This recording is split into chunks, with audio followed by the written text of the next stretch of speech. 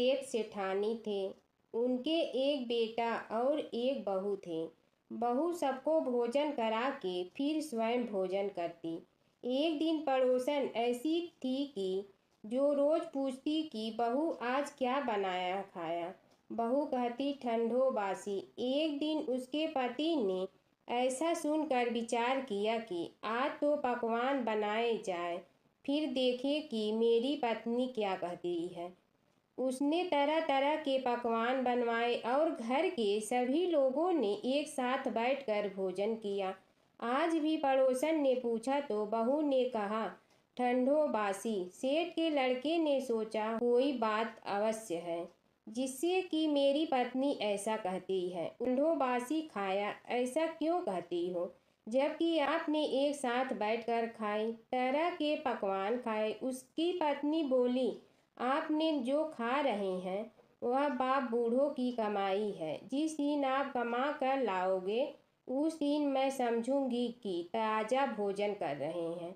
अब एक दिन लड़के ने माँ से कहा मैं एक बड़े शहर में कमाई करने जा रहा हूँ।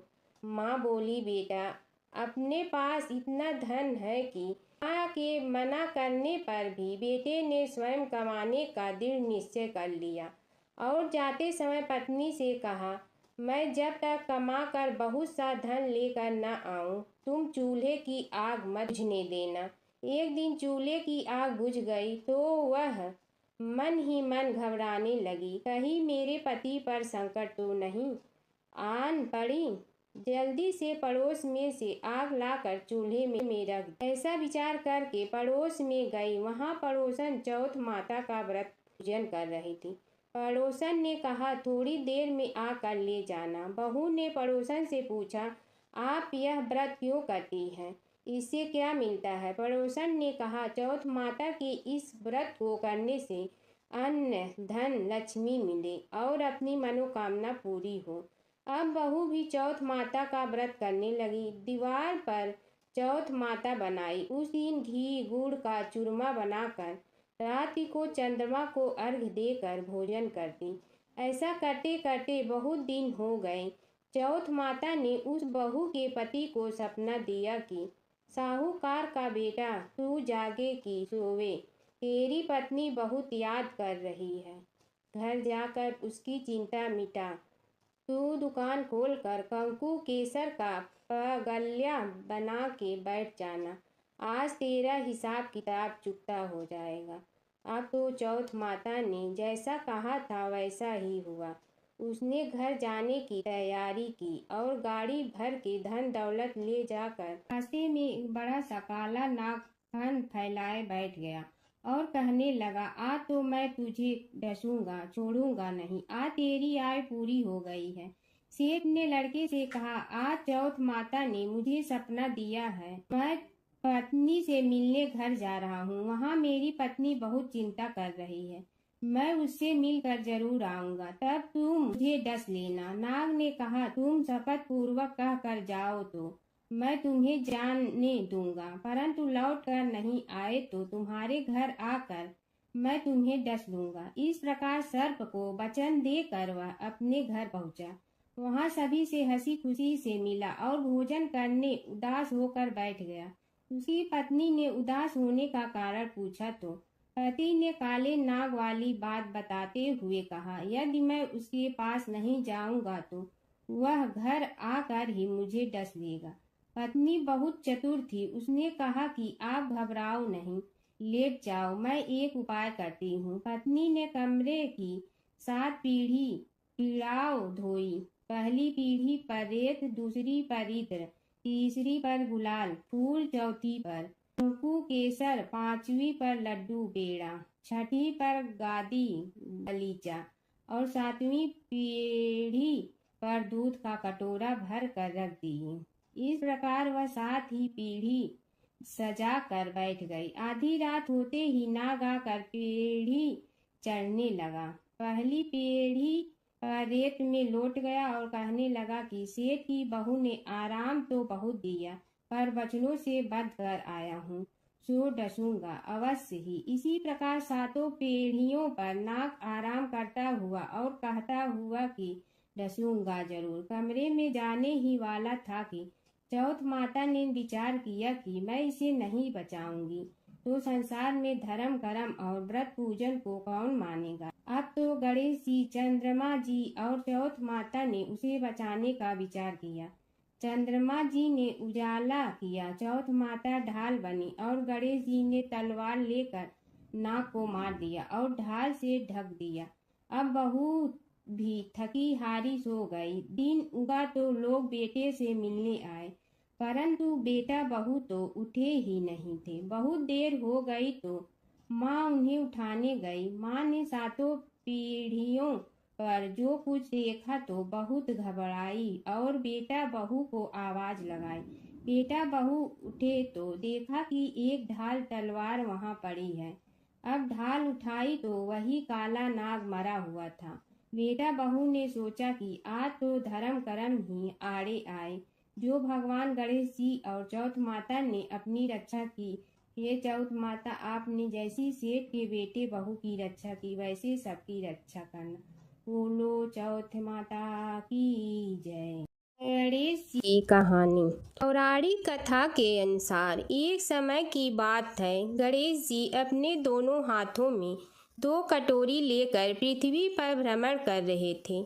एक कटोरी में दूध था तो वहीं दूसरे कटोरी में कच्चे चावल थे। दोनों कटोरियां काफी छोटी थी, लिहाजा दूध और चावल बहुत ही कम थे। गणेश जी ने पृथ्वी पर कई लोगों से खीर बनाने का आग्रह किया, लेकिन सभी ने मना कर दिया, क्योंकि जरा सी मुट्ठी चावल और थोड़े से दूध से खीर बनना संभव नहीं था। तभी श्री गणेश एक बुढ़िया के दरवाजे पर पहुँचे। बूढ़ी अम्मा खीर बनाने के लिए मान गई। तब गणेश जी ने बूढ़ी अम्मा से 2 बोर लाने को कहा। अम्मा ने कारण पूछा तो गणेश जी ने कहा कि इन दोनों कटोरी में मौजूद दूध और चावल को बोर में खाली करना है, ताकि बोरा भर कर खीर बन सके, जिससे पूरा गांव इस खीर का सेवन कर सके। बूढ़ी अम्मा ये बात सुनकर चौंक गई और बोली कि यह तो संभव ही नहीं है कि जरा से दूध और चावल से बोरा भर जाए। लेकिन फिर गणेश जी के कहने पर वह 2 बोरे ले आई और उन चावल और दूध को उन बोरों में डाल दिया। इसके बाद बोरे चावल और दूध से भर गए, जिसे देख बुढ़िया हैरान रह गई। इसके बाद उन्होंने खीर बनाना शुरू किया। बूढ़ी अम्मा खीर बनाकर गांव वालों को बुलाने के लिए जाने लगी और गणेश जी से बोली कि आप स्नान कर लीजिए, मैं आपको भोग लगाकर ही गांव में खीर बांटूंगी। इसके बाद गणेश जी स्नान के लिए चले गए और दूसरी तरफ बूढ़ी अम्मा गांव वालों को बुलाने के लिए चली गई कि तभी बुढ़िया की बहू आई। बूढ़ी अम्मा की बहू गर्भवती थी, इसलिए खीर देखकर उसका मन ललच गया और उसने सबसे पहले खीर खा ली। के बाद जब गणेश जी स्नान करके आए तब तक अम्मा भी अपने घर आ चुकी थी और उन्होंने जैसे ही गणेश जी को भोग लगाने के लिए खीर निकाला, तब गणेश जी ने भोग लगाने से मना कर दिया। अम्मा ने कारण पूछा, तब उन्होंने बताया कि माई खीर का भोग तो पहले ही लग गया है। गणेश जी ने कहा, ये खीर किसी और ने नहीं बल्कि तुम्हारी बहू ने ही खाई है।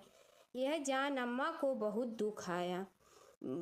दुख हुआ और बहू को उदास मन से देखने लगी। तब श्री गणेश ने बुढ़िया को समझाया कि खीर नवजात बालक ने खाई है। गर्भवती माँ द्वारा खीर खा लेने से भोग गणेश जी को ही लगा है, क्योंकि गर्भ में पल रहा बालक सबसे शुद्ध और पवित्र माने जाते हैं। इसके बाद बुढ़िया ने गांव के सभी लोगों को खीर खिलाई, साथ ही गणेश जी ने भी खीर खाई। कहते हैं जिस दिन यह घटना हुई उस दिन चौथ थी। यही वजह है कि चौथ के दिन एक कथा जरूर सुनी जाती है। गणेश चौथ व्रत कथा के अनुसार एक समय रावण ने स्वर्ग के सभी देवताओं को जीत लिया। वह संध्या करते हुए बाली को पीछे से जाकर पकड़ लिया। वानर राज बाली रावण को अपनी बगल काख में दबाकर किष्किंधा नगरी ले आए और अपने पुत्र अंगद को खेलने के लिए खिलौने दे दिया। अंगद रावण को खिलौने समझकर रस्सी से बांध कर इधर उधर घुमाते थे। इससे रावण को बहुत कष्ट और दुख होता है। एक दिन रावण ने दुखी मन से अपने पितामह पुलस्त्य जी को याद किया। रावण की यह दशा देखकर पुलस्त्य जी ने विचारा कि रावण की यह दशा क्यों हुई। उन्होंने मन ही मन सोचा, अभिमान हो जाने पर देव, मनुष्य व असुर सभी की यही गति होती है। पुलस्त्य ऋषि ने रावण से पूछा कि तुमने मुझे क्यों याद किया। रावण बोला, पितामह, मैं बहुत दुखी हूँ। ये नगरवासी मुझे धिक्कारते हैं और अब ही आप मेरी रक्षा करें। रावण की बात सुनकर पुलस्त्य जी बोले, रावण, तुम डरो नहीं, तुम इस बंधन से जल्द ही मुक्त हो जाओगे। तुम विघ्न विनाशक श्री गणेश जी का व्रत करो। पूर्व काल में वृत्रासुर की हत्या से छुटकारा पाने के लिए इंद्रदेव ने भी इस व्रत को किया था, इसीलिए तुम भी इस व्रत को करो। तब पिता की आज्ञा अनुसार रावण ने भक्ति पूर्वक इस व्रत को किया और बंधन रहित हो अपने राज्य को पुनः प्राप्त किया। मान्यता अनुसार जो पर इस व्रत को श्रद्धा पूर्वक करता है उसे सफलता अवश्य प्राप्त होती है। दूसरी कथा। एक बुढ़िया थी, वह बहुत ही गरीब और दृष्टिहीन थी। उसके एक बेटा और बहू थे। वह बुढ़िया सदैव गणेश जी की पूजा किया करती थी। एक दिन गणेश जी प्रकट होकर उस बुढ़िया से बोले, बुढ़िया माँ, तू जो चाहे सो मांग ले। बुढ़िया बोली, मुझसे तो मांगना नहीं आता, कैसे और क्या मांगूं। तब गणेश जी बोले, अपने बहू बेटे से पूछ कर मांग ले। तब बुढ़िया ने अपने बेटे से कहा, गणेश जी कहते हैं तू कुछ मांग ले, बता मैं क्या मांगूं। पुत्र ने कहा, माँ तू धन मांग ले। बहू से पूछा तो बहू ने कहा, नाती मांग ले। तब बुढ़िया ने सोचा कि ये तो अपने अपने मतलब की बात कह रहे हैं। अतः उस बुढ़िया ने पड़ोसियों से पूछा तो उन्होंने कहा, बुढ़िया तू तो थोड़े दिन जिएगी, क्यों तू धन मांगे और क्यों नाती मांगे। तू तो अपनी आंखों की रोशनी मांग ले, जिससे तेरी जिंदगी आराम से कट जाए। इस पर बुढ़िया बोली, यदि आप प्रसन्न है तो मुझे 9 करोड़ की माया दे, निरोगी काया दे, अमर सुहाग दे, आंखों की रोशनी दे, नाती दे, पोता दे और सब परिवार को सुख दे और अंत में मोक्ष दे। यह सुनकर तब गणेश जी बोले, बुढ़िया माँ, तुमने तो हमें ठग लिया। फिर भी जो तूने मांगा है वचन के अनुसार सब तुझे मिलेगा। और यह कहकर गणेश जी अंतर्ध्यान हो गए। उधर बुढ़िया माँ ने जो कुछ मांगा वह सब कुछ मिल गया। हे गणेश जी महाराज, जैसे तुमने उस बुढ़िया माँ को सब कुछ दिया वैसे ही सबको देना। एक बार भगवान गणेश बाल रूप में चुटकी भर चावल और चम्मच में दूध लेकर पृथ्वी लोक में निकले। वे सबको अपनी खीर बनाने को कहे जा रहे थे, लेकिन सबने उनकी बात पर ध्यान नहीं दिया। इसी दौरान एक गरीब बुढ़िया उनकी खीर बनाने के लिए तैयार हो गई और उसने चूल्हे पर एक भिगोना रख दिया। इस पर गणेश जी ने घर का सब से बड़ा बर्तन चूल्हे पर चढ़ाने को कहा। बुढ़िया ने बाल लीला समझते हुए घर का बड़ा भगोना उस पर चढ़ा दिया। गणेश जी के दिए चावल और दूध बढ़ गए और पूरा भगोना उससे भर गया। इसी बीच गणेश जी वहां से चले गए और बोले, अम्मा जब खीर बन जाए तो बुला लेना। पीछे से बुढ़िया के बेटे की बहू ने भी चुपके से एक कटोरा खीर खाने के एक कटोरा खीर छिपा दी। अब जब खीर तैयार हो गई तो बुढ़िया माई ने आवाज़ लगाई, आजा रे गणेश खीर खा ले। बोली, आजा रे गणेशिया खीर खा ले। तभी गणेश जी वहां पहुंच गए और बोले कि मैं तो खीर पहले ही खा लिया।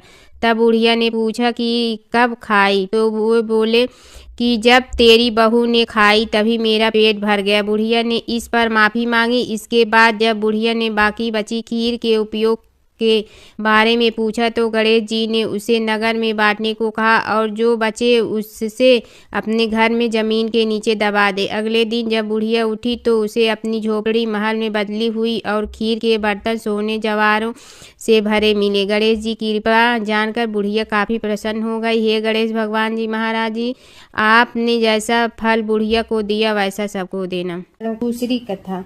एक समय की बात है कि विष्णु भगवान का विवाह लक्ष्मी जी के साथ निश्चित हो गया। विवाह की तैयारी होने लगी। सभी देवताओं को निमंत्रण भेजे गए, परंतु गणेश जी को निमंत्रण नहीं दिया। कारण जो भी रहा हो, अब भगवान विष्णु की बारात जाने का समय आ गया। सभी देवता अपनी पत्नियों के साथ विवाह समारोह में आए। उन सब ने देखा कि गणेश जी कहीं दिखाई नहीं दे रहे हैं। तब वे आपस में चर्चा करने लगे कि क्या गणेश जी को कोई न्योता नहीं दिया है या स्वयं गणेश जी ही नहीं आए हैं। सभी को इस बात पर आश्चर्य होने लगा। तभी सब ने विचार किया कि विष्णु भगवान से ही इसका कारण पूछा जाए। विष्णु भगवान से पूछने पर उन्होंने कहा कि हमने गणेश जी के पिता भोलेनाथ महादेव को न्योता भेजा है। यदि गणेश जी अपने पिता के साथ आना चाहते हैं तो आ जाते, अलग से न्योता देने की कोई आवश्यकता भी नहीं थी। दूसरी बात यह है कि उनको 1.25 मन मूंग, 1.25 मन चावल, 1.25 मन घी और 1.25 मन लड्डू का भोजन दिन भर में चाहिए। यदि गणेश जी नहीं आएंगे तो कोई बात नहीं, दूसरे के घर जाकर इतना सारा खाना पीना अच्छा भी नहीं लगता। इतनी वार्ता कर ही रहे थे कि किसी एक ने सुझाव दिया, यदि गणेश जी आ भी जाए तो उनके द्वारपाल बनाकर बैठा देंगे कि आप घर की याद रखना। आप तो चूहे पर बैठकर धीरे धीरे चलोगे तो बारात से बहुत पीछे रह जाओगे। यह सुझाव भी सबको पसंद आ गया तो विष्णु भगवान ने भी अपनी सहमति दे दी। होना क्या था कि इतने में गणेश जी वहां आ पहुंचे और उन्हें समझा बुझाकर घर की रखवाली करने बैठा दिया गया। बारात चल रही थी, तब नारद जी ने देखा कि गणेश जी तो दरवाजे पर ही बैठे हुए हैं, तो वे गणेश जी के पास गए और रुकने का कारण पूछा। गणेश जी कहने लगे कि विष्णु भगवान ने मेरा बहुत अपमान किया है। नारद जी ने कहने लगे कि अपनी मूसक देना को आगे भेज दे तो वह रास्ता खोद देगी, जिससे उनके वाहन धरती में धंस जाएंगे। तब आपको सम्मान पूर्वक बुलाना पड़ेगा। अब तो गणेश जी ने अपनी मूसक सेना जल्दी से आगे भेज दी और सेना ने जमीन पोली कर दी। जब बारात वहां से निकली तो रथों के पहिए धरती में धंस गए। लाख कोशिश करे परंतु पहिए नहीं निकले। सभी ने अपने अपने उपाय किए परंतु पहिए तो नहीं निकले, बल्कि जगह जगह से टूट गए। किसी की समझ में नहीं आ रहा था कि अब क्या किया जाए। तब तो नारद जी ने कहा, आप लोगों ने गणेश जी का अपमान करके अच्छा नहीं किया। यदि उन्हें मना कर लाया जाए तो आपका कार्य सिद्ध हो सकता है और यह संकट टल सकता है। शंकर भगवान ने अपने दूत नंदी को भेजा और वे गणेश जी को लेकर आए। गणेश जी का आदर सम्मान के साथ पूजन किया। तब कहीं रथ के पहिए निकले। अब रथ के पहिए निकल के परंतु टूट फूट गए तो उन्हें सुधारे गए। पास के खेत में खाती काम कर रहा था, उसे बुलाया गया। खाती अपना कार्य करने के पहले श्री गणेशाय नमः कहकर गणेश जी की वंदना मन ही मन करने लगा। देखते ही देखते खाती ने सभी पहियों को ठीक कर दिया। तब खाती कहने लगा कि हे देवताओं, आपने सर्वप्रथम गणेश जी को नहीं मनाया होगा और न ही उनकी पूजन की होगी, इसीलिए तो आपके साथ यह संकट आया है। हम तो मूर्ख अज्ञानी हैं, फिर भी पहले गणेश जी को पूजते हैं, उनका ध्यान करते हैं। आप लोग तो देवतागण हैं, फिर भी आप गणेश जी को कैसे भूल गए। अब आप लोग भगवान श्री गणेश जी की जय बोल कर जाएं तो आपके सब काम बन जाएंगे और संकट कट जाएंगे। ऐसा कहते हुए बारात वहां से चल दी और विष्णु भगवान को लक्ष्मी जी के साथ विवाह संपन्न करा के सभी सकुशल घर लौट आए। हे गणेश जी महाराज, आपने विष्णु को जैसे कारज सारियो ऐसे कारज सबको सिद्ध कर जो। बोलो गजानन भगवान की जय। एक बार एक नगर में एक मालिन रहती थी। उसके पति चल बसे थे। उसका एक 4 साल का पुत्र था। उसकी सास कठोर हृदय की स्त्री थी। वह बहू को बहुत तकलीफ देती थी। एक दिन सास ने बहू और पोते को घर से निकाल दिया। वे दोनों रोते हुए चलते चलते एक जंगल में जा पहुँचे। वहाँ एक बड़े पेड़ के नीचे बैठ गए। वहाँ से थोड़ी दूर पर एक गणेश जी का मंदिर था। वहाँ बहुत लोग गणेश जी के दर्शन करने आते थे। दर्शन करके गणेश जी को प्रसाद चढ़ाते थे। फिर वह प्रसाद सबको बांट देते थे। इस प्रसाद से माँ बेटे का गुजारा होने लगा। दोनों गणेश जी की पूजा पाठ में लग गए। एक दिन उन्होंने सोचा क्यों न हम भी जंगल से फूल ला कर बेचें। वे रोज जंगल से फूल लाकर उसकी माला बनाकर बेचने लगे। साथ में पूजा की सामग्री और प्रसाद भी बेचने लगे। इससे उनको आमदनी होने लगी। गणेश जी की कृपा से आमदनी बढ़ने लगी। जल्दी ही उन्होंने एक मकान और एक दुकान बना लिया। एक राजा की लड़की मंदिर में रोज पूजा करने आती थी।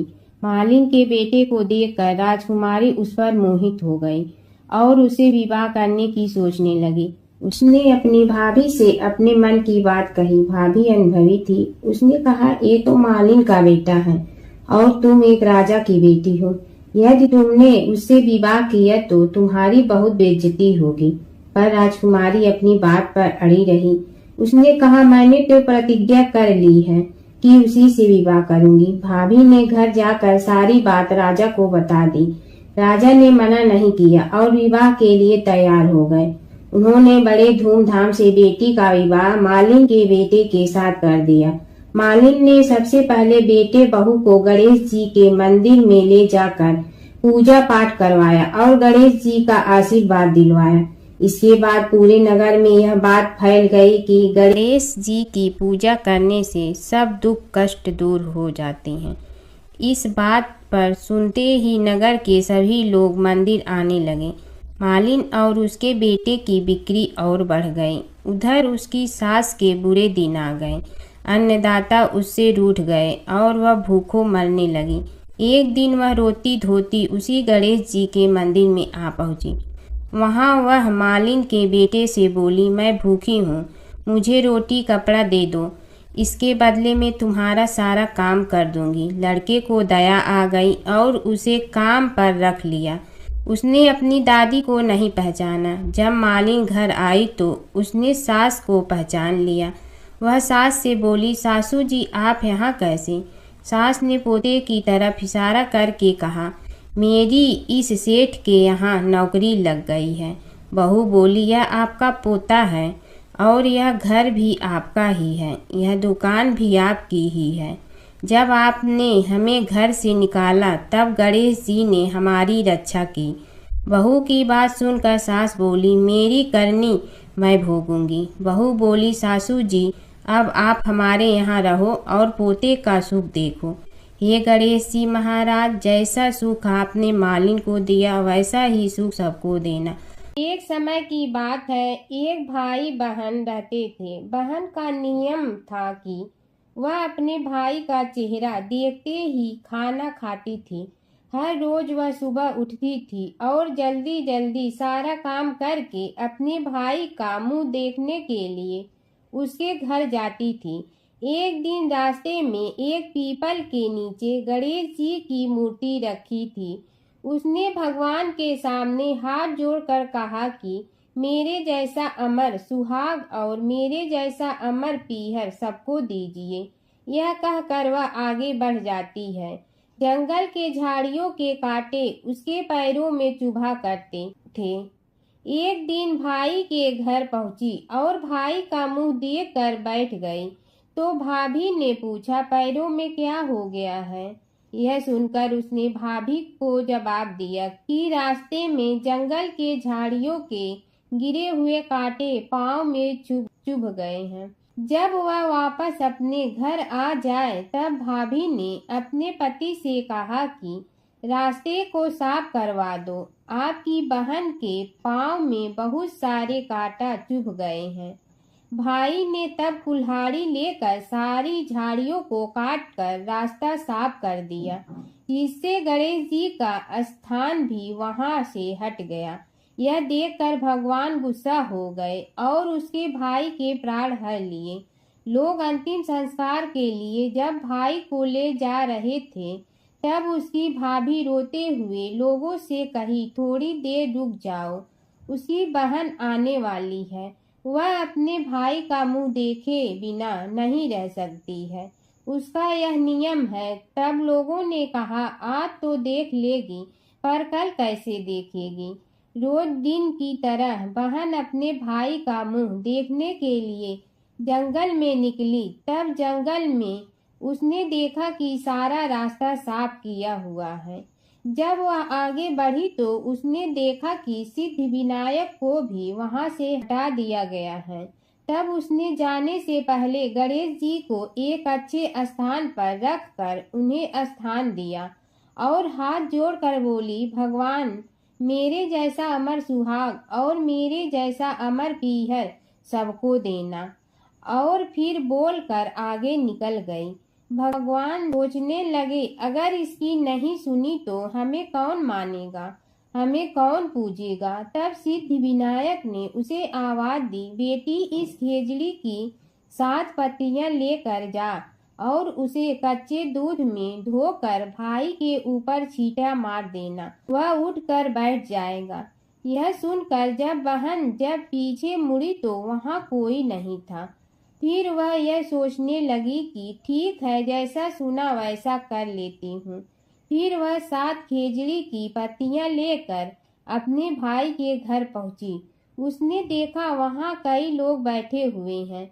भाभी बैठी रो रही है और भाई की लाश रखी है। तब उसने पत्तियों को बताए हुए नियम के तहत भाई के ऊपर इस्तेमाल किया। तब भाई उठकर बैठ गया। भाई बोला बहन से, मुझे बहुत ही गहरी नींद आ गई थी। तब बहन बोली, यह नींद किसी दुश्मन को भी न आए। और उसने सारी बात अपने भाई को बता दी। प्राचीन काल की बात है। नैमिषारण्य क्षेत्र में ऋषि, महर्षि और साधु संतों का समाज जुड़ा था। उसमें श्री सूत जी भी विद्यमान थे। शौनक जी ने उनकी सेवा में उपस्थित होकर निवेदन किया कि हे अज्ञान रूप घोर तिमिर को नष्ट करने में करोड़ों सूर्यों के समान प्रकाशमान श्री सूत जी हमारे कानों के लिए अमृत के समान जीवन प्रदान करने वाले कथा तत्व का वर्णन कीजिए। हे सूत जी, हमारे हृदयों में ज्ञान के प्रकाश की वृद्धि तथा भक्ति, वैराग्य और विवेक की उत्पत्ति जिस कथा से हो सकती हो, वह हमारे प्रति कहने की कृपा कीजिए। शौनक जी की जिज्ञासा से सूत जी बड़े प्रसन्न हुए। पुरातन इतिहासों के स्मरण से उनका शरीर पुलकायमान हो रहा था। वे कुछ देर उसी स्थिति में विराजमान रहकर कुछ विचार करते रहे और अंत में बोले, शौनक जी, इस विषय में आपके चित्त में बड़ी जिज्ञासा है। आप धन्य हैं जो सदैव ज्ञान की प्राप्ति में तत्पर रहते हुए विभिन्न पुराण कथाओं की जिज्ञासा रखते हैं। आज मैं आपको ज्ञान के परम स्रोत रूप श्री गणेश जी का जन्म कर्म रूप चरित्र सुनाऊंगा। गणेश जी से ही सभी ज्ञानों, सभी विद्याओं का उद्भव हुआ है। अब आप सावधान चित्त से विराजमान हो। श्री गणेश जी के ध्यान और नमस्कार पूर्वक उनका चरित्र श्रवण करें। नमस्तस्मै गणेशाय ब्रह्मा विद्या प्रदायिनी यनागस्त्यसमः साक्षात विघ्न सागर सोषणे। कैसे हैं वे श्री गणेश जो सभी प्रकार की ब्रह्म विद्याओं को प्रदान करने वाले, अर्थात ब्रह्मा के सगुण और निर्गुण स्वरूप पर प्रकाश डालने और जीव ब्रह्मा का अभेद प्रतिपादन करने वाली विद्याओं के दाता हैं। वे विघ्नों के समुद्रों को महर्षि अगस्त्य के समान शोषण करने में समर्थ हैं। इसलिए उनका नाम विघ्न सागर शोषक के नाम से प्रसिद्ध है। मैं उन भगवान श्री गणेश जी को नमस्कार करता हूँ। प्रथम पूजा के अधिकारी श्री गणेश जी, यह कहकर सूत जी कुछ समय के लिए मौन हो गए और फिर बोले, शौनक जी, भगवान गणेश जी ही सर्वप्रथम पूजा प्राप्ति के अधिकारी हैं। किसी भी देवता की पूजा करो, पहले उनकी पूजा करो। शौनक जी ने निवेदन किया, हे भगवान, हे सूत, सर्वप्रथम यह बताने की कृपा कीजिए कि गणेश जी को प्रथम पूजा का अधिकार किस प्रकार प्राप्त हुआ। इस विषय में मेरी बुद्धि मोह को प्राप्त हो रही है कि सृष्टि रचयिता ब्रह्मा जी, पालन करता भगवान नारायण और संहार करता शिव जी में से किसी को प्रथम पूजा का अधिकारी क्यों नहीं माना गया। यह त्रिदेव ही तो सबसे बड़ा देवता माने जाते हैं। सूत जी ने कहा, शौनक जी, यह भी एक रहस्य ही है। देखो, अधिकार मांगने से नहीं मिलता, इसके लिए योग्यता होनी चाहिए। संसार में अनेकों देवी देवताएं पूजे जाते हैं। पहले जो जिसका इष्ट देव होता है वह उसी की पूजा किया करता है। इससे बड़े देवताओं के महत्व में कमी आने की आशंका उत्पन्न हो गई। इस कारण देवताओं में परस्पर विवाद होने लगा। वे उसका निर्णय प्राप्त करने के लिए शिव जी के पास पहुँचे और प्रणाम करके पूछने लगे, प्रभु, हम सब में प्रथम पूजा का अधिकारी कौन है? शिव जी सोचने लगे कि किसे प्रथम पूजा का अधिकारी माने। तभी उन्हें एक युक्ति सूझी। बोले, देवगण, इसका निपटारा बातों से नहीं तथ्यों से होगा। इसके लिए एक प्रतियोगिता रखनी होगी, शिव की परिक्रमा करने की प्रतियोगिता। देवगण उनका मुख देखने लगे, शंकित हृदय से सोचने लगे कि कैसी प्रतियोगिता रहेगी। यह शिव जी ने उनके मन के भाव ताड़ लिए, इसलिए सांत्वना भरे शब्दों में बोले, घबराओ मत, कोई कठिन परीक्षा नहीं ली जाएगी। बस इतना ही कि सभी अपने अपने वाहनों पर चढ़कर संसार की परिक्रमा करो और फिर यहाँ लौट आओ। जो पहले लौटेगा वही सर्वप्रथम पूजा का अधिकारी होगा। अब क्या देर थी, सभी अपने अपने वाहन पर चढ़कर दौड़ पड़े।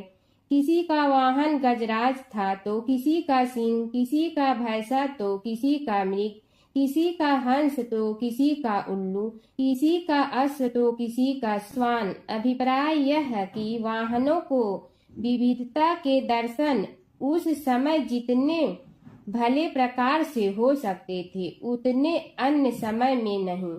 सबसे गया बीता वाहन गणेश जी का था, मूषक, उससे चूहा भी कहते हैं। ऐसे वाहन के बल भरोसे इस प्रतियोगिता में सफल होना तो क्या, सम्मिलित होना भी हास्यास्पद है। गणेश जी ने सोचा, छोड़ो, क्या होगा प्रतियोगिता में भाग लेने से, हम तो यहाँ बैठे रहकर ही तमाशा देखेंगे। वे बहुत देर तक विचार करते रहे। अंत में उन्हें एक युक्ति सूझी। शिव जी स्वयं ही जगदाता हैं, यह संसार उन्हीं का प्रतिबिंब है, तब क्यों न इन्हीं की परिक्रमा कर ली जाए। इनकी परिक्रमा करने से ही संसार की परिक्रमा हो जाएगी। ऐसा निश्चय कर उन्होंने मूषक पर चढ़कर शिव जी की परिक्रमा की और उनके समक्ष जा पहुँचे। शिव जी ने कहा, तुमने परिक्रमा पूर्ण कर ली? उन्होंने उत्तर दिया, जी हाँ। शिव जी सोचने लगे कि इसे तो यहीं घूमते हुए देखा, फिर परिक्रमा कैसे कराया। देवताओं का परिक्रमा करके लौटना आरंभ हुआ और उन्होंने गणेश जी को वहां बैठे देखा तो माथा ठनक गया। फिर भी साहस करके बोले, अरे तुम विश्व की परिक्रमा के लिए नहीं गए? गणेश जी ने कहा, अरे मैं कब का यहाँ आ गया। देवता बोले, तुम्हें तो कहीं भी नहीं देखा। गणेश जी ने उत्तर दिया, देखते कहाँ से, समस्त संसार शिव जी में विद्यमान है। इनकी परिक्रमा करने से ही संसार की परिक्रमा पूर्ण हो गई। सूत जी बोले, शौनक, इस प्रकार गणेश जी ने अपनी बुद्धि के बल पर ही विजय प्राप्त कर ली। उनका कथन सत्य था, इसलिए कोई विरोध करता भी तो कैसे। बस उसी दिन से गणेश जी की प्रथम पूजा होने लगी।